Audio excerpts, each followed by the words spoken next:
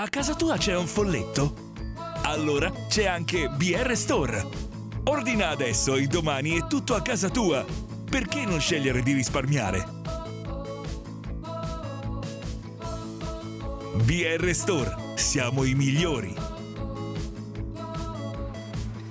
Bene, affezionati di BR Store e innamorati del folletto, oggi vediamo come sostituire il frontale, cioè tutto quanta la calotta frontale, ad un folletto 140. Allora, per prima cosa, sganciamo la spazzola, apriamo l'unità filtro, saldamente tiriamola verso di noi. Fatto questo, ci dotiamo di un giravite Torx T10. Noi per fare prima abbiamo messo un inserto sempre T10 su un trapano appidatore. Sia l'inserto sia il giravite lo trovate comunque sul nostro store nel caso in cui non lo avete a casa. Allora, dietro ci sono le viti da sviare, quindi sono 2, 4, 6, 9 viti e iniziamo subito.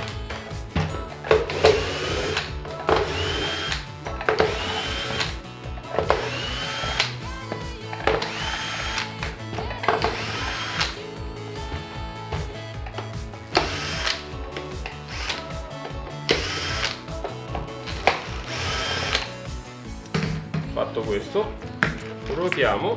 Ora prendiamo prima il tasto, tiriamo la calotta verso l'alto e poi la tiriamo verso il manico.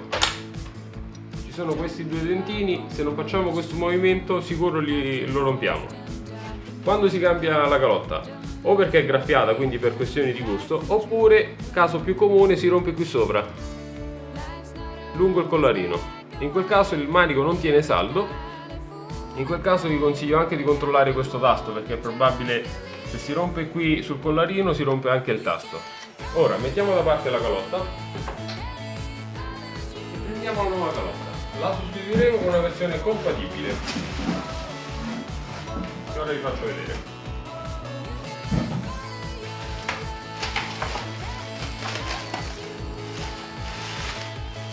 Pronti?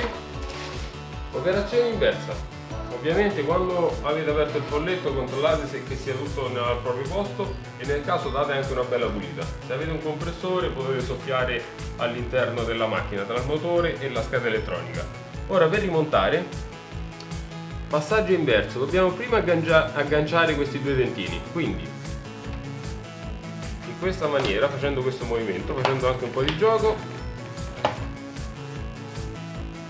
Ci sono ora questi altri due dentini da far incastrare, quindi facciamo un po' di leva,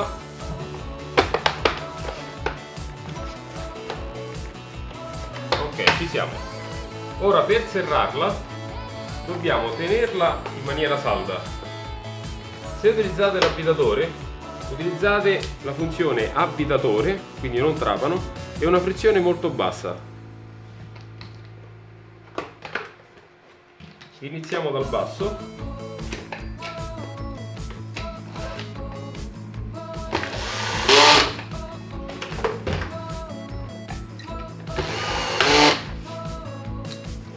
Guardate, ora sta andando fuori asse, quindi se vi succede una cosa del genere sbitate la vite e provvedete a far andare il profilo lungo l'incasso.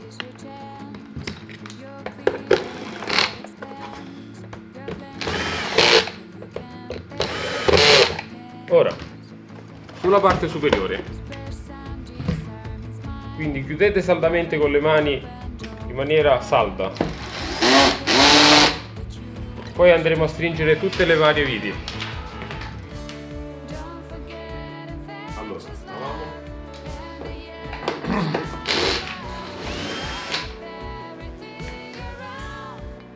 Ora proseguiamo, quindi in maniera sempre abbastanza salda. Ora che vi rimane un po' aperto non succede nulla, poi andremo a stringere tutte quante le viti manualmente. Proseguiamo anche sulla parte superiore.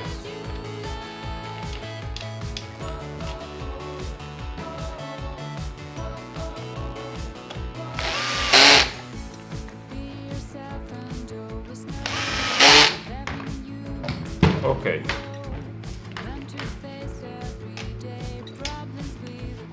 Continuiamo. Le restanti viti. Ora andiamo a ricontrollare, mettiamo in funzione di trapano. Allora, queste due le abbiamo già strette, ci mancano soltanto queste qui da serrare per bene. Ok, stessa cosa anche da questo lato.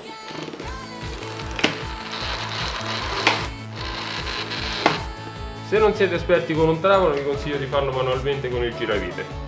Fatto questo, da controllare c'è il tasto. Quindi se scorre per bene, allora ok. Possiamo proseguire a rimontare.